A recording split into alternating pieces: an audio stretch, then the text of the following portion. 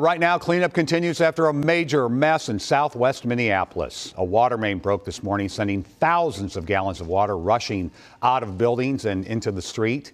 This was the scene at 50th and Penn Avenue South this morning. Our Kirsten Mitchell is there right now. Kirsten, this was such a disaster at that intersection, made only worse by these brutally cold temperatures.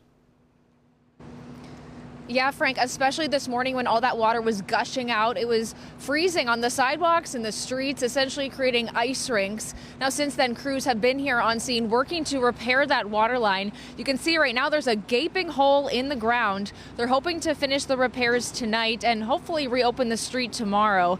Now, all this damage outside that you're seeing is really nothing compared to what these businesses are now dealing with on the inside.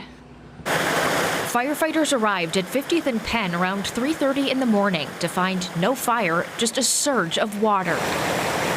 And lots of it. It was flooding out of a building that houses Terzo Restaurant, a bookstore, the Sparrow Cafe, and a renovation business. Residents above were evacuated as crews spent the day looking for the water main break. All this as the water froze, creating slippery sidewalks and streets. You've been inside. What was the damage like? Essentially, it looks like the scene out of a horror scene a little bit. James Vargas works for a restoration company and says at one point the main level of the building had about a foot of water. In Terzo Restaurant, there was even more. 8 feet in the basement and then almost a foot above. You can see the water lines. We're going to try to get them up and operational, but tomorrow is Terzo's biggest time of the year, and I don't think that they'll be able to operate them.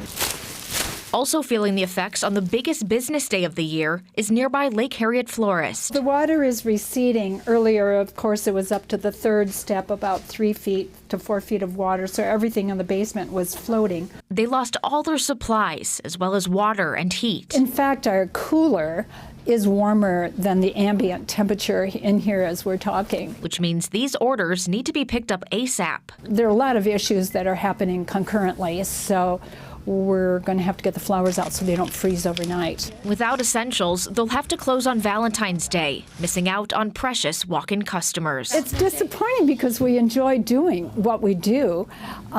Of course, there's a revenue side to it, but we're going to be able to forward our orders on to other local florists, so hopefully there won't be too many disappointed recipients. Thank you.